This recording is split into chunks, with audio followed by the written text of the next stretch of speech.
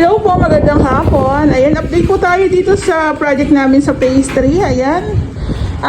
Nag-start na po kami gumawa ng ceiling. Ayan. Tapos meron na rin po tayong pa-hallway. Nagawa na rin po ni Ray yung ating grills. Ayan. O, diba? Ang bongga. Tapos kanina umaga po is buhos na rin po sila sa slab.